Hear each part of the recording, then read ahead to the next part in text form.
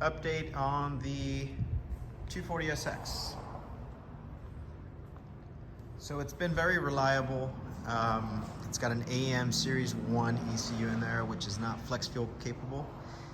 My plan is to put E85 in this thing. So I've got a new Haltech ECU along with a wiring specialties harness coming in.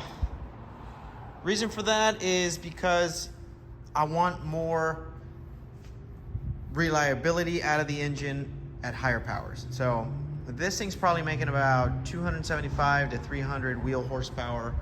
It's only on about 12 to 13 pounds of boost. I want to crank that up, maybe get about 18 to 20 pounds of boost out of it. I want it to be a little bit quicker. Along with the Z32 transmission that I installed last year, which needs a little bit of finesse. It's a little clunky as far as shifting goes.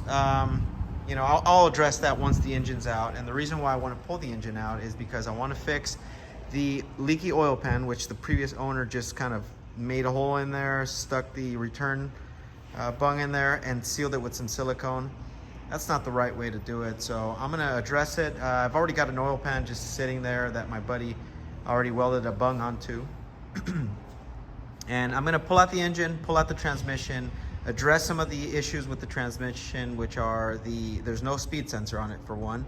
And then the other thing is I want to tighten up the shifting linkage just because I've got the Excessive Engineering shifter bracket and it's a little loose. Yeah, that's not good. So I want to put this back on.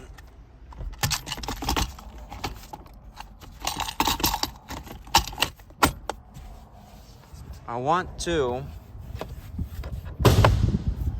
clean up the engine bay as well.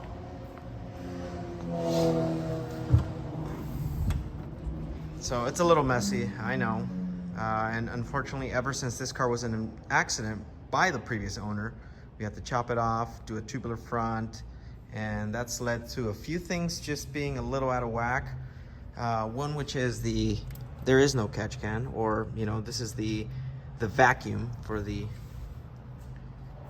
crankcase pressure. I'm going to put a little catch can in that corner, and I'm just going to plumb both of these directly onto it, and then the other one that comes out of the block. I'm going to be getting rid of this wiring here, which is for the electric fan, and this ugly thing. The beauty about the new Haltech ECU is that it controls all of this stuff, so I could just mount the relay inside of the cabin and then just run a wire directly from there to the fans. You know, control them, you know, for the air conditioning and also for the temperature for the radiator. Another thing I'm going to be doing is I'm going to be switching out the injectors. This is an old school style setup with, I believe, 550cc injectors. I'm going to be going with some, what are they? Injector Dynamics 1050X injectors that I've already purchased. Everything's pretty much ready to go. It's just making time for it. Getting rid of all these little butt connectors that are just horrible. A bunch of these loose connections that I just don't need. It just makes it very unsightly. So yeah, a little bit at a time. Last year I did the turbo, which is a G25 660. That turbo sounds really good, by the way. It's kind of loud at idle. You could hear it really good on a cold day. And I don't know, I just like it. It wheezes a lot, and I don't know, I just think it sounds great. The rest of the car is very clean. You know, a few of those connections back there are for the wideband and a lot of OEM stuff still in the car. And yes, I'm going to be going on coil unplug, the K20 coils. Going to eliminate the distributor along with the coil, which sits on the side of the chassis. Sorry, it's a little messy, but there it is, right down there. And it's just, I like things nice and tidy. So pretty soon, I'm hoping to get this done within the next month or so, because I want to take this car to Vegas for SEMA. Got some progress going on with the S13, addressing all the little issues that need to be fixed. First off, oil pan leak, previous owner just JB welded or sealed, whatever, Right there, leaky mess. So that's gonna get addressed with the brand new oil pan that's welded. And then the vibration in the transmission, we're gonna see what's up with that. Okay, so I've got bad news when it comes to that car and the K24. So initially I took it apart because I wanted to do a new ECU, new harness that I already had. You know, they've been sitting for a long time, new cams, stuff like that. And you know, I said the oil pan's leaking. I might as well just take it all apart and reseal it, make sure there's no oil leaks, because who likes oil leaks? Nobody, right? Just makes a mess. So I said, you know what, let me just put a new oil pan in it, let me reseal it. Well, upon removing the oil pan on the K, I found a bunch of flakes at the very bottom. Now this engine was not knocking, it was making no noises whatsoever. It was a perfectly good engine in my book.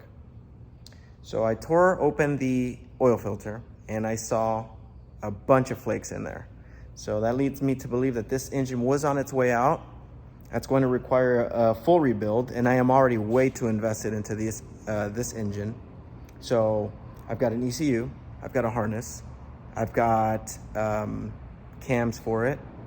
I've already bought the KAVG adapter plate for the transmission, so I'm way too invested into it. Motor's toast, so I'm gonna stick with the K. I'm gonna give it one shot. I'm gonna either have this professionally rebuilt or rebuild it myself, because I've heard horror stories from different shops. And that's about it. I'm gonna give it one chance. If that does not work out, I will be LS swapping this car. It's probably gonna sit for a while that engine gets built, the LS, but it will be LS powered at some point if this engine fails. So I found my oil leak, and you will see just at the right angle, there we go, right here. See that shiny spot? That is actually a high spot there and a high spot there. I checked with my super straight caliper. You'll see there's a little bump there. Oh yeah, that'll leak some oil. And which is why there's evidence of oil coming down the back of the block here.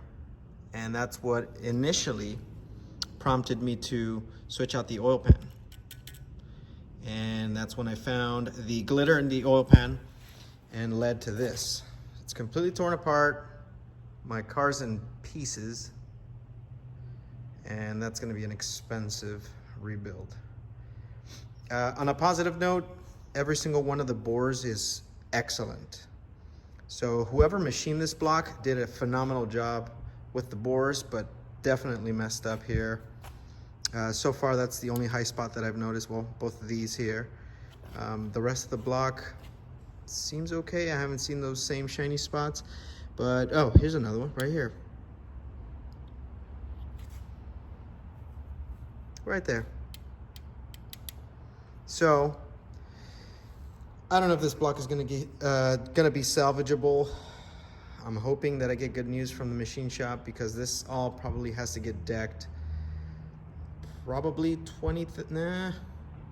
I'm hoping that 10th thou will get rid of it. If 10th thou doesn't get rid of it, then I might be screwed. So be on the lookout for that, that update. Yeah, she's torn apart.